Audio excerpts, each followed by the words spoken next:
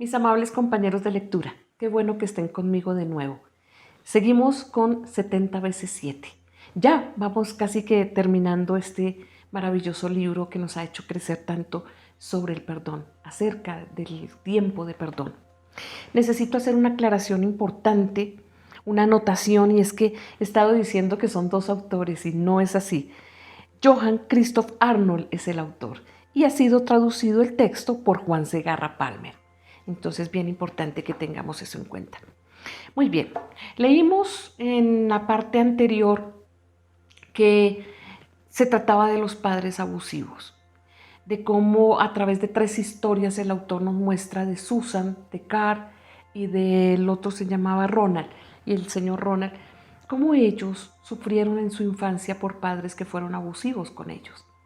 Pero también nos hace ver cómo es una especie de círculo vicioso en el que ellos también fueron producto de maltrato por parte de sus padres. Entonces es como repitiendo historias de maltrato cuando lo más importante es que el perdón tiene que estar entre ellos, y estos personajes lo lograron para poder continuar con sus vidas y lograr una tranquilidad. Al fin y al cabo nosotros sabemos que honrar a padre y madre es gran bendición. Entonces eso fue lo que nos habló el autor en el capítulo anterior. Muy bien, entramos a la parte 5, como les cuento ya vamos terminando. Hemos querido unir un par de capítulos porque creemos que podemos resumirlo y hacerlo también en forma que nos pueda enriquecer bastante. Bendigan a los que les persiguen con perdonar a Dios. Muy bien, arrancamos con bendigan a los que les persiguen. En el Sermón del Monte, Jesús nos dice que debemos amar a nuestros enemigos.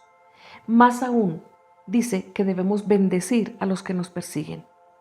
Además dice que no debemos resistir el mal con el mal, sino volver la otra mejilla e ir la segunda milla. Enfrentar la violencia con la paz y el odio siempre con el amor. Y nos lo demuestra de la manera más clara e inconfundible mediante sus palabras en la cruz. Padre, perdónales porque no saben lo que hacen. Esteban, el primer mártir cristiano, al morir también oró por sus enemigos. Señor, no les tomes en cuenta este pecado. Ilse von Kohler, afiliada de mi iglesia, se salvó de la muerte durante la Segunda Guerra Mundial, y solo porque era capaz de perdonar. La guerra ya había comenzado cuando Ilse y Ulrich se casaron en octubre de 1942 y nació Martina, su primera hija.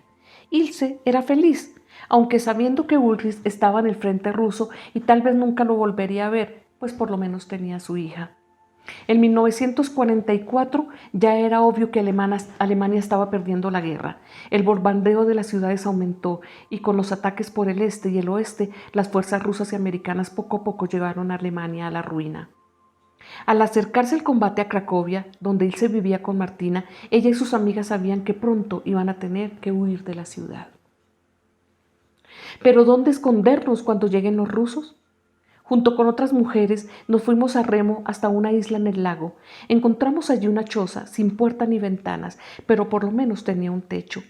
Ahí nos quedamos unos días hasta que alguien nos delató. 20 soldados rusos hicieron una incursión en la isla. El líder ordenó que le prestáramos atención y un intérprete tradujo. Ustedes se escondieron aquí porque no querían quedarse en Cracovia. Son simpatizantes del partido de Hitler y tengo orden de fusilarlos. Tú, el líder me señaló a mí, tu nombre y dónde está tu esposo. Ilse von Kohler, de la Pomerania Oriental, y mi esposo está en el frente ruso. Hice una mueca al decir mi nombre. Ser alemana era malo, pero ser aristócrata, como lo indicaba mi apellido, era peor todavía. En 1918 habían fusilado a la aristocracia rusa entera. Tuvimos que hacer fila con la espalda contra la pared de la choza. 5 soldados se pararon frente a nosotras con sus fusiles. El líder contó mientras apuntaban, y mi único pensamiento era, ¿qué le pasaba a mi hijita cuando yo esté muerta? Agarré a mi bebé en mis brazos. La tendría que matar junto conmigo. No podía dejarla sola a la merced de estos soldados brutales. La apreté contra mi corazón y miré al líder con toda calma. Sin odio ni temor, sin pedirle compasión, le dije en voz baja, estoy lista. cumpla con su deber. El líder nos miró a mí y a Martina. La expresión de su cara cambió. Momentos antes había sido rígida y fría y ahora miraba a mi bebé casi que con cariño. No era esta la tierna y bondadosa mirada que yo había visto en los ojos de mi esposo cuando se fue para el frente. El líder habló a sus hombres que bajaron sus armas y se dieron vuelta. El intérprete dijo: esta niña te ha salvado la vida. Al instante la tensión que había reprimido se desbordó. Perdí el control, se me aflojaron las rodillas, estuve temblando de pies a cabeza, mis dientes me castañeaban y no pude hablar. Me sentí completamente vacía. Un soldado trató de calmarme y me ofreció un cigarrillo, pero no pude tomarlo porque mis manos temblaban demasiado. Entonces el líder les ordenó a sus hombres que abandonaran la isla y un gran alivio los vimos como iban remando. No podía odiarlos ni maldecirlos, más bien sentí una extraña compasión por estos hombres. En los meses siguientes, Ilse tuvo que enfrentar nuevos peligros y a veces la ayuda vino de una manera inesperada e inconcebible. Un soldado borracho me tiró al suelo. Lo empujé con todas mis fuerzas. Su cara grosera y llena de lujuria pegada tan cerca a la mía me llenó de horror y repugnancia. Quería odiarlo con todo mi ser y maldecirlo, pero de repente vi en su cara el sufrimiento de toda la humanidad. Me abrumó un profundo sentimiento de compasión, un sentimiento que nunca antes había conocido. ¿Acaso no era él también una víctima de esta guerra horrible y despiadada? El soldado notó mi calma y se asombró. Sus brazos que me tenían en un agarre férreo aflojaron un poco y en ese instante pude zafarme y me escapé. Enfurecido me gritó: Frau Komm, mujer ven. Esas palabras las conocían todos los soldados rusos. Silbaban las balas, pero yo escapé ilesa. Juntos, una vez más, los von Köhler sobrevivieron a la guerra. Ulrich murió en 1970 después de una larga enfermedad. Las aflicciones de Ilse todavía no habían acabado. En 1984 le descubrieron un tumor en la base del cerebro. Era benigno, pero la incisión para extirparlo le dejó paralizado un lado de la carita.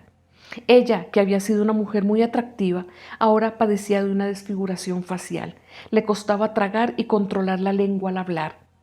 No obstante, como siempre, aceptó su suerte con una firmeza inquebrantable y no se dio por vencida. Cuando el cirujano se disculpó por los resultados de la operación, ella le contestó: se lo perdono. Ilse vivió 11 años más, valiente y alegre hasta el final.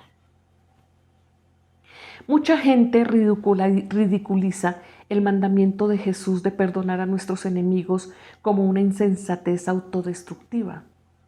¿Cómo vamos a abrazar a quien nos quiere hacer daño o intenta destruirnos? El amor de Jesús no conoce límites, se extiende mucho más allá de los lindes de la justicia y de la equidad humana. Vence todo lo que se halla en su camino, tanto lo bueno como lo malo. Transforma y redime toda situación que de lo contrario no tendría ninguna esperanza. Cuando amamos a alguien que nos odia, no se trata de una emoción pasajera, sino de un poder divino que reemplaza nuestra reacción humana, con un amor que da vergüenza al alma de nuestro enemigo. En la primavera de 1965, cuando marché con Martin Luther King Jr. en Marion, estado del Alabama, pude observar de primera mano su profundo amor y su humildad ante una terrible injusticia. Yo estaba visitando a viejos amigos en el Instituto Tuskegee cuando nos enteramos de la muerte de Jimmy Lee Jackson. Jimmy era un joven que 8 días antes fue gravemente herido por un disparo cuando la policía de Alabama interrumpió un mitin en una iglesia de Marion. Cayó sobre el pueblo y atacó a porrazos a los manifestantes. Quienes presenciaron el incidente describieron una escena caótica. Los espectadores blancos rompieron cámaras fotográficas y destruyeron el alumbrado público, mientras la policía atacó brutalmente a hombres y mujeres, algunos de los cuales continuaban orando de rodillas en los escalones de la iglesia. El crimen de Jimmy fue tirarse encima de un policía que estaba golpeando despiadadamente a su mamá. Su castigo consistió en un disparo al estómago y una carga de macanazos en la cabeza que lo dejaron casi muerto. Le negaron admisión en el hospital más cercano y tuvieron que llevarlo a Selma, Alabama. Allí pudo contar su historia a los reporteros y murió pocos días después. Al recibir la noticia de la muerte de Jimmy, fuimos a Selma sin demora. El velorio en la capilla Brown era con el féretro abierto y aunque la funeraria había tratado de disimular sus heridas, las heridas en la cabeza de Jimmy no se podían disimular. 3 golpes mortíferos, cada uno de 1 pulgada de ancho por 3 de largo, aparecían encima de una oreja, en la base del cráneo y sobre la cabeza. Profundamente conmovidos asistimos al primero de los servicios fúnebres. Alrededor de 3.000 personas llenaban de bote en bote el recinto. Muchos tuvieron que quedarse de pie afuera. Nosotros nos sentamos al fondo, en el antepecho de una ventana. En ningún momento oímos, aunque sea una sola palabra de ira o de venganza. Al contrario, un espíritu de valentía emanaba de la congregación, especialmente cuando cantaron una vieja canción de los esclavos. Nadie me va a hacer abandonar la causa. Luego, en la iglesia metodista Sion de Marión, el ambiente era mucho más sosegado. Al cruzar la calle, a lo largo del pórtico del edificio del juzgado, había una larga fila de policías con garrote en mano que nos miraban fijamente. Eran los mismos que habían atacado a los ciudadanos negros de Marion por pocos días antes. La multitud de blancos reunidos frente al edificio municipal cercano no era menos amenazadora. Armados con binoculares y cámaras, nos fotografiaron y escudriñaron tan minuciosamente que nos sentimos como que cada uno de nosotros había sido fichado. En el cementerio, Martin Luther King habló del perdón y del amor. Suplicó a su pueblo que orara por los policías, que perdonara al asesino, que perdonara a los que los persiguen, y después nos tomamos de la mano y cantamos la canción Venceremos. Fue un momento inolvidable. Si jamás hubo motivo para odio y venganza fue aquí, pero no se sentía ningún odio, ni siquiera de parte de los padres de Jimmy. Ir a Selma no iba a ser sin peligro. Solo 4 días después del entierro, unos manifestantes que marcharon camino a Montgomery, Alabama, fueron enfrentados con gases lacrimógenos y policías montados que les echaron los caballos encima y los azotaron brutalmente. 3 días después, un clérigo de Boston, James Reed, fue asesinado en Selma y luego una mujer blanca en Detroit. Viola Liuzzo murió de un disparo cuando llevaba en su auto a un hombre negro de regreso a su casa después de una marcha. La semana anterior nosotros hicimos algo muy similar cuando llevamos en nuestro coche a 3 señoras que tenían que ir a Marion. Años después, me conmoví al enterarme del extraordinario acto de perdón por parte de los niños de Selma en aquellos días de febrero de 1965. Los estudiantes locales habían organizado una marcha pacífica para después de las clases cuando el sheriff Clark, el notorio comisario de la localidad, él y sus subalternos empezaron a empujar y a apoyar a los niños con las puntas de sus garrotes. Al principio los niños y niñas pensaban que los hombres de Clark los llevaban a la cárcel, pero pronto quedó claro que iban camino a un campo de prisioneros a casi 5 millas de distancia. Los hombres no se ablandaron ante los niños que vomitaron. Luego alegaron que solo querían terminar para siempre con la fiebre de marchar. Unos días después de este incidente, hospitalizaron a Clark con dolor en el pecho. Pero por increíble que sea, los estudiantes de Selma organizaron una segunda marcha frente al tribunal, esta vez cantando y orando todos juntos. Llevaban carteles deseándole que mejorara pronto.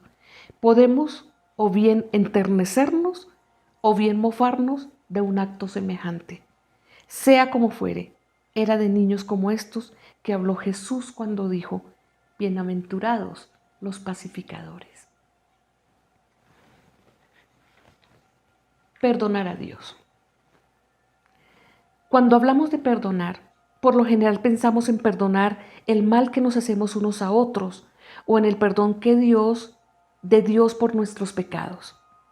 Pero a veces nosotros acusamos a Dios, haciéndolo responsable por permitir que suframos sin aparente razón o justificación alguna. Nos rebelamos y protestamos. ¿Cómo puede permitir esto un Dios misericordioso?, decimos. Rehusamos aceptar nuestra suerte y amargados le damos la espalda. ¿Podemos nosotros perdonar a Dios? La respuesta consiste en abrir el corazón y aceptar simplemente su voluntad divina. Aunque Dios permita que suframos, no creo que sea su voluntad hacernos daño. Más bien parece que Él permite que pasemos por pruebas, a veces por largos periodos de angustia, para que nos acerquemos a Él. Cuando podemos hacer esto con humildad, sin enojarnos o amargarnos, su propósito a menudo se revela claramente. En mi propia vida me encontré frente a una situación frustrante cuando menos preparado estaba para ello. Había estado en una excursión de pesca en el norte del estado de Nueva York, que fue un fracaso en cuanto a la pesca, pero una bienvenida ocasión de escapar por unos días de las presiones del trabajo. Al volver a casa me di cuenta que estaba perdiendo la voz. No le hice caso al principio, esto desaparecía en pocos días, pensé. Pero no mejoré y me mandaron a ver a un especialista que diagnosticó parálisis de una cuerda vocal. Me aseguró que recobraría la voz, pero pasaron las semanas y luego los meses y no hubo ningún cambio. Recomendó descanso total para la voz, ni susurrar debía. Hasta entonces realmente no me había preocupado mucho de que podría perder la voz para siempre, y ahora empecé a dudar si jamás volvería a hablar. Peor aún, la comunidad desesperadamente necesitaba del liderato. Se alababa en medio de una especie de crisis, una época de profundo examen interior y renovación espiritual. Pero durante semanas de animadas y a veces acaloradas discusiones tuve que quedarme callado, limitado a un papel y al lápiz. Por primera vez me di cuenta del gran don que es poder hablar. Estaba frustrado y desanimado. Ni siquiera podía hablar con mi esposa o con mis hijos. Tenía que escribírselo todo. De verdad, yo estaba enojado.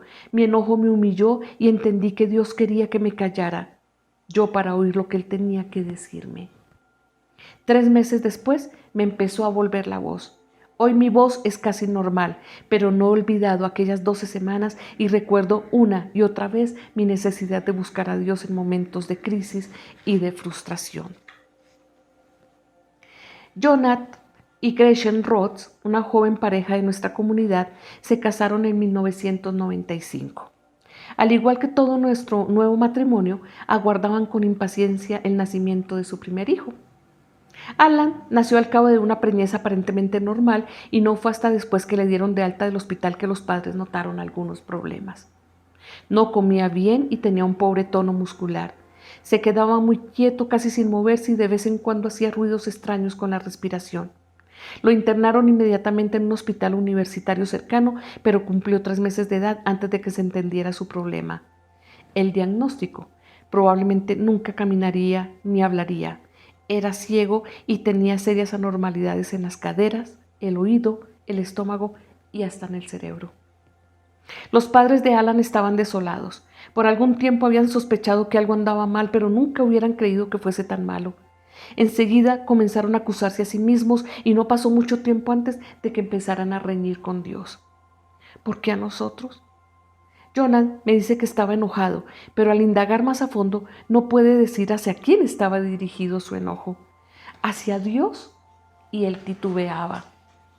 ¿Hacia los médicos? Sin duda. ¿Hacia sí mismo? Sí, quizás, aunque no puede explicar por qué. Una de las cosas que uno comprende rápidamente es a no comparar al propio hijo con los demás. El bebé del vecino pesa tanto como Alan, pero solo tiene 1/3 de su edad. No tiene dificultad en tomarse su biberón en 15 minutos. Para nosotros cada 15 gramos representan un triunfo. ¿Por qué? Pues no hay explicación. O bien Dios nos odia, o bien así es como Alan debe ser. Tal vez nunca entenderemos por qué, pero si nos llenamos de resentimiento, destruimos cada alegría que podríamos tener con él. Cuando los padres de Alan me pidieron mi consejo en su desdicha, les aseguré que de ninguna manera eran ellos responsables del sufrimiento de su hijo. Les recordé que todo niño es un don de Dios, pero que Alan es un don muy especial. Parecía que les había sido enviado para revelar misterios que de lo contrario quedarían ocultos. Deberíamos sentirnos afortunados de tenerlos entre nosotros, ya que nos puede enseñar muchas valiosas lecciones de paciencia y compasión, y a través de ellos acercarnos más a Dios. Aunque tomaron en serio lo que les dije, los padres de Alan todavía siguen luchando por perdonar. Hay momentos en que quieren salir corriendo cuando simplemente no pueden soportar más visitas que les ofrecen palabras de lástima y que carecen de sentido. Al acercarse el primer cumpleaños de Alan, les esperaban nuevos dilemas. Últimamente se le hizo una traqueotomía y le pusieron tubos de alimentación encima de una apendectomía. ¿Qué más tendría que sufrir? En un mundo que ofrece el diagnóstico adelantado y la subsiguiente terminación o interrupción de un embarazo como solución para los bebés imperfectos, Los padres de Alan dan testimonio del valor de cada niño. Declaran que Alan no es una anomalía genética, es una persona y tiene mucho que decirnos y no están dispuestos a dejarlo ir. Gretchen escribe: su manita trata de tocar mi mejilla a través de un enredo de cables. Cuando me inclino para levantarlo en la cama, sus párpados se abren un poco y me da una sonrisa soñolienta. En los 11 meses desde que nació, Alan ha estado hospitalizado 11 veces. Hace tiempo que dejamos de contar las citas médicas. Cada vez regresamos a casa con más preguntas y menos respuestas, más lágrimas y menos certezas. Pero cuando se acurruca a mi lado y mira a su alrededor con curiosidad, se sonríe. Su aceptación es bálsamo para mi corazón. ¿Cuánto dolor más puede soportar? ¿Qué obstáculos nuevos tendremos que vencer? Su traqueotomía nos ha quitado las pequeñas aventuras que anticipábamos. Darle los biberones y la oportunidad de experimentar con la comida sólida. No hay ni gorjeos de alegría ni llantos de frustración. Si sobrevive, nos dice el médico, puede que más adelante no necesite los tubos. Si sobrevive. Estas palabras nos parten el corazón, sin embargo, su sonrisa sigue dándonos esperanza. Él nos está enseñando a aceptar y por lo tanto a perdonar cada día. Junio de 1999. Alan tiene casi 3 años y cada día nos trae nuevas sorpresas. Gracias a la fisioterapia aprendió a caminar solo y juega con otros niños de su edad. Le encanta la música y el canto. Entiende ciertas palabras y frases tanto habladas como por señas. ¿Milagros? ¿Son milagros? Sus padres creen que sí. Muchas gracias. Continuaremos con la última parte de nuestro texto.